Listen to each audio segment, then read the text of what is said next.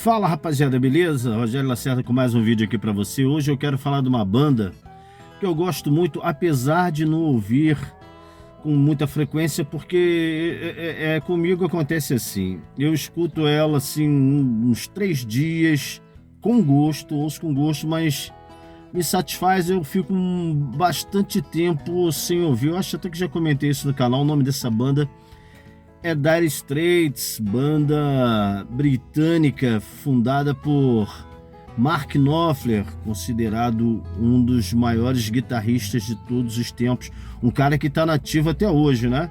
O Dire Straits acabou já faz tempo, mas ele até hoje ele grava seus álbuns solo e com grande maestria. Inclusive eu falo para você, dá uma ouvida no som dele que você vai gostar, hein? Sugiro para você dar uma ouvida porque tem muita coisa bacana. É um Dire Straits que não faz turnê, é mais ou menos isso, entendeu? Então começou mais ou menos a carreira musical do Mark Knopfler muito novo. Ele tem esse nome aí porque o pai dele é húngaro e a mãe é inglesa. Ele nasceu na Escócia e com 7 anos ele e o irmão Dave Knopfler foram morar na Inglaterra. E ali, desde muito novo, o Mark ele já corria atrás do seu sonho de ser um grande músico, né? Começou a tocar guitarra muito cedo, com aquele estilo próprio dele, você sabe, né? Ele não toca com palheta, ele toca com os dedos. Influência do grande guitar hero dele, o Hank Marvin. Hank Marvin, dá uma sacada aí no YouTube, tem bastante vídeo do Hank Marvin. Você vai ver que o Mark Knopfler ele pegou mais ou menos esse estilo de tocar do Hank Marvin, entre outros. Inclusive também, se você for dar uma olhada, você estava ouvindo o Dire Straits, estava notando isso, tem alguma coisa do Bob Dylan na forma do Mark Knopfler cantar, né? Tem uma influenciazinha ali. E ele também teve influência do guitarrista chamado Chet Atkins, que no futuro ele veio gravar um disco com esse cara. O cara também era uma influência pro Mark Knopfler, e o Mark Knopfler ele conseguiu gravar um disco com esse cara, o Chet Atkins, inclusive um discaço.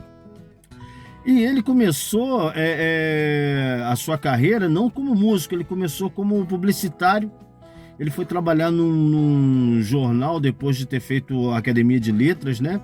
Ele escrevia resenhas de discos da época. Inclusive, a última matéria que o Mark Knopfler escreveu para um jornal foi sobre a morte do Jimi Hendrix. Jimi Hendrix morreu e o Mark Knopfler escreveu sobre a morte do Jimi Hendrix. É mole? Logo em seguida, ele com seu irmão, eles começaram a correr atrás do sonho deles, aquela coisa toda.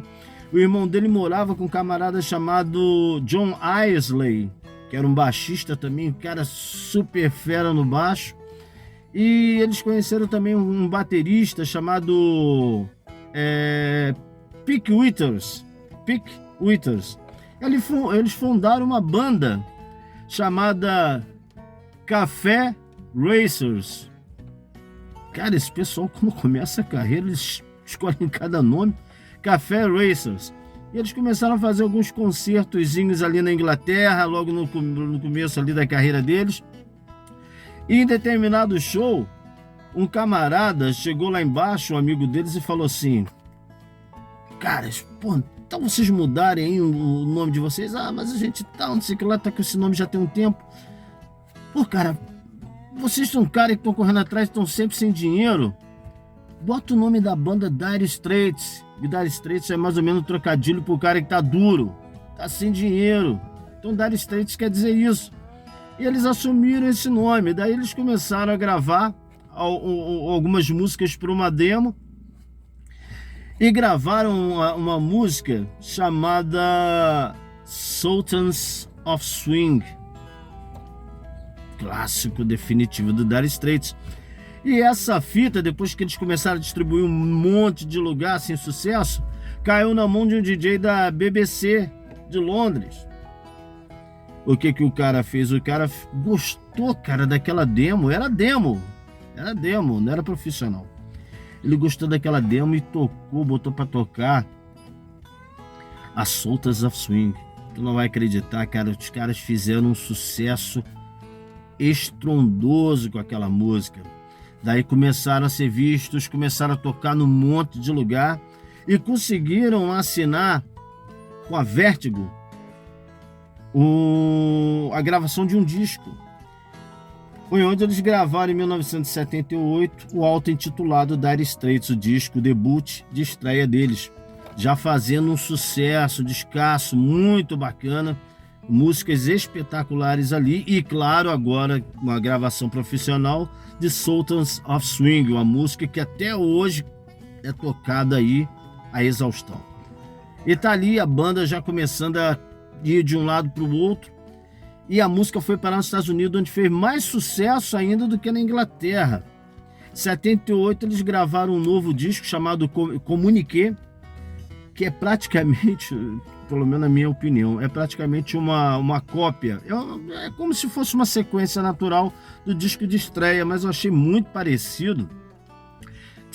Tem umas músicas ali muito bacanas, Portobello Belle, não sei se eu falei certo, é Portobello Belle, muito legal. Essa música tem outra legal, Where Do You Think You're Going? Também é uma música que eu gosto muito. E Lady Right, que é o single do disco. Esse disco de 78 79, chamado Communiqué. E ali o sucesso foi crescendo e correndo para tudo quanto é lado, fazendo turnê, aquela coisa toda. E eles começaram já a trabalhar num disco chamado Making Movies. Só que o David Knopfler, o irmão do Mark Knopfler, não estava muito satisfeito com a direção que a banda estava tomando. Ele queria continuar a fazer aquele sonzinho ali, e em contrapartida ele também queria partir para uma carreira solo. E daí ele saiu fora. Aí nessa ocasião eles ficaram como um trio, o Mark Knopfler, o John Isley e o Pete Withers, com alguns músicos de estúdio. E gravaram esse disco, cara, que pra mim é um dos melhores dele, Make Movies. Pô, o disco tem Tunnel of Love, que é a música que meio que veio definir o som deles, né? Essa música define um pouco do som que vem em seguida. Enquanto que o Dire Straits de 78 e o Communiqué de 79 são muito parecidos, o Make Movies ele tem um som próprio, um som diferenciado. De um descasso muito bom, eu gostei muito. Tem, além de Tunnel of Love, tem Romeo and Juliet e ainda tem Skate Away, que eu acho uma música fantástica. Tem outras que fizeram sucesso como Solid Rock e tem uma também que eu acho legal, a Hand in Hand, é uma música bem bacana, um popzinho, só que ali o som já tinha mudado um pouco e as turnês aumentaram. Em 93 também, o Mark Knopfler já estava começando a flertar com outras coisas, já levando a carreira dele para outro lado. Claro que dentro da música, outro lado fora do Dire Straits. Ele gravou a trilha sonora de um filme chamado Local Hero, que fez muito sucesso, inclusive uma música chamada Going Home. Ali ele já estava trabalhando já com um tecladista chamado Alan Clark, que logo lá na frente ele entra pra banda, cara, e o cara muda totalmente o som da banda. Começa 84 com o Mark Knopfler cada vez mais com a sua carreira solo, né, fora do Dire Straits, não gravando, mas fora do Dire Straits, fazendo muita coisa. Produziu uma banda chamada Aztec Camera, um disco bem bacana dessa banda, de 84. Trabalhou com Bob Dylan, que é uma das maiores influências para ele. Trabalhou também com Eric Clapton. E sabe o que ele fez também em 84? A Tina Turner estava com a carreira meio... Ele pegou e compôs uma música para Tina Turner chamada Private Dancer. Tu conhece essa música da Tina Turner, né? Que levou também, que deu um nome ao disco da Tina Turner, depois que ela estava ali numa carreira bem caidinha. Pois é, essa música Private Dancer é do Mark Knopfler, que fez para ela cantar e botou de novo a Tina Turner na parada. Maneiro, né? Em 1984, já sem o irmão dele na guitarra, entra o guitarrista Jack Sunny e entra também o Alan Clark, no Dire Straits. E também sai o baterista Pete Withers para seguir a carreira de jazz, que o Pete Withers era um baterista de jazz, ele queria seguir nessa vertente, e entra já aí se eu não me engano, Terry Williams, o nome dele, entra na bateria do Dire Straits. E eles gravam um disco agora bem diferente do Make Moves, em 84, chamado Love Over Gold. Engraçado que o Mark Knopfler estava num hotel, ele abriu a janela, olhou para um muro à frente do hotel, tava um grafite, né, uma pichação no muro, Love Over Gold, o amor acima do ouro, né? Ele pegou, colocou o nome do disco com essa grafite que ele viu e achou legal. E esse disco aí tem Private Investigations. Cara, disco muito maneiro, bem diferente do disco anterior, um disco mais climático, mais uns climas assim de teclado, já com o Alan Clark ali trabalhando. E daí veio uma turnê na qual eles gravaram um disco ao vivo chamado Alchemy. O disco fez um sucesso absurdo, Alchemy fez um sucesso maravilhoso. O disco ali já estava com a banda reformulada, tinha ali, entrou também um tecladista chamado Guy Fletcher, entrou para unir forças ali com Alan Clark, e o Guy Fletcher contribuiu bastante com o som da banda. E ali já estava o guitarrista, o Jack Sunny, fazendo as suas vezes ali. Ele tinha uma mania de tocar descalço, também com aquela coisa amarrada na cabeça, igual o Mark Knopfler, e um cara que tinha muita presença. Infelizmente, há menos de um mês atrás veio a falecer o Jack Sunny. Faleceu com 68 anos. Ele ficou no Dire Straits até o final da banda.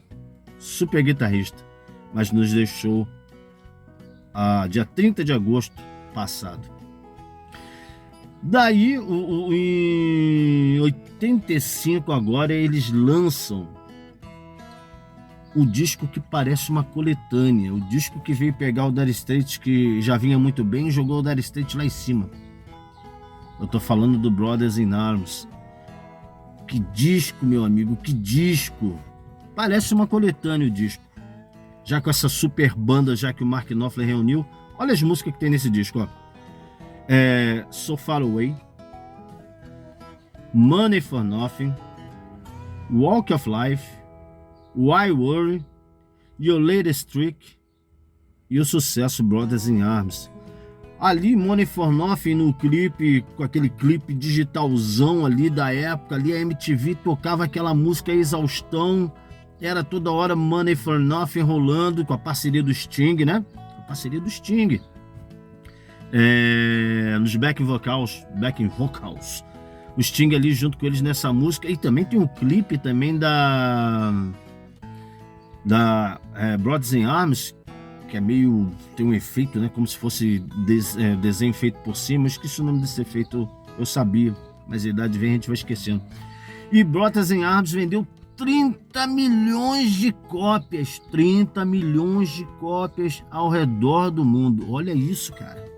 Só um disco do Dire Straits vendeu mais que muitas bandas na carreira toda. E ali explodiu o turnê, uma coisa de doido. E o Mark Knopfler, depois disso, ele começou a ponderar a possibilidade de parar, porque ele não aguentava mais. Sabe aquela coisa do cara desejar ter um carro de $1 milhão e depois que tem, ele não tem condições de manter o carro? Mais ou menos isso. Ele não aguentava mais a fama, era muita coisa, o cara estava explodindo de sucesso, dinheiro entrando, só que o cansaço vem. E ele estava com desejo de tocar em locais pequenos, aquela coisa de pubzinho, aquela coisa, ele não aguentava mais grandes turnês. E ele meio que, naquela época, depois do lançamento, ele meio que já tinha anunciado que ia dar uma parada com a banda, não sem antes participar do Live Aid de 1985, ali ao lado de grandes astros como Eric Clapton, se eu não me engano, Phil Collins também participou do Live Aid de 85, e o Dire Straits estava lá, o Queen, né? E o Dire Straits estava lá. Aí, depois das turnês, eles deram uma parada. Em 88 também, eles se reuniram novamente para tocar no aniversário de 70 anos do Nelson Mandela. Tocaram no aniversário do Nelson Mandela de 70 anos, em 1988. Depois disso, ele parou, continuou fazendo trilha sonora de filmes. E nesse ato ele gravou o primeiro disco solo dele. Só que a gravadora, cara, falou o seguinte: cara, o último disco de vocês vendeu 30 milhões de dólares, cara. 30 milhões. Tem que gravar mais um. Ele, não, cara, não. Tem que gravar mais um. Isso só veio se concretizar em 1991, quando eles lançaram o disco On Every Street. É um disco bacana também. Eu não achei o disco ruim, não. Um disco bacana, gostei bastante. Talvez seja o meu terceiro melhor. O melhor é o Brothers in Arms, sem dúvida. O Make Moves depois vem. E depois vem pra mim o On Every Street, que eu gosto muito. Inclusive, quase todo disco é bom. Tem a faixa título, On Every Street. Uma música que virou single, You and Your Friend. Música matadora, tem um solo de guitarra ali, claro. Mark Knopfler sempre arrebentando as guitarras. A música chamada Fade to Black. Ticket to Heaven. Planet of New Orleans. Fora a Colin Elvis, que rendeu o clipe. Colin Elvis fez o maior sucesso também na MTV. Heavy Fuel, que o clipe tinha o Randy Quaid, irmão do Dennis Quaid, enchendo o saco da banda no clipe. Ele era como se fosse um diretor de Rhodes, né? Numa turnê, e tá lá o Randy Quaid lá armando os maiores infernos ali no palco, no clipe. E tinha uma música também chamada The Bug. O disco vendeu 15 milhões de dólares. Aí tu fala, pô, mas o Brothers in Arms vendeu 30, e esse que veio depois vendeu 15. Meu irmão, 15 milhões de dólares. É considerado um sucesso arrebatador. Só esses dois discos do Dire Straits renderam 45 milhões de dólares. Mais os outros, e os ao vivo e as coletâneas, o total, o Dire Straits vendeu ao redor do mundo, em toda a sua carreira, mais de 100 milhões de discos. É arrebentar demais, os caras arrebentaram. Daí lançaram somente um ao vivo chamado On The Night, que eu tenho lá em casa também. Tem o DVD também, fantástico. Esse show é muito bom, cara. Show muito bom. A competência deles no palco é uma coisa fora do normal. E até hoje, o Mark Knopfler, ele continua com a sua carreira solo, que hoje, como já falei para você, vale a pena dar uma olhada, vale a pena dar uma conferida. Tem muita música boa mesmo. E também teve uma coletânea também que fez muito sucesso, chamada Money for Nothing, o melhor do Dire Straits, The Best of Dire Straits, que também você que quer, né, pegar a coisa mais resumida, vale a pena tu conhecer. Bem, galera, o vídeo de hoje foi esse aí, falando do Dire Straits, uma banda que realmente eu gosto, não ouço tanto, porque como eu tenho muita coisa, é tipo uma coisa que você ouve, você existe. Ouvi, adorei ouvir, deixo aqui, aí daqui a 6 meses eu ouço de novo. Mas vale a pena você dar uma olhada nessa banda. Ok, forte abraço, até o próximo vídeo.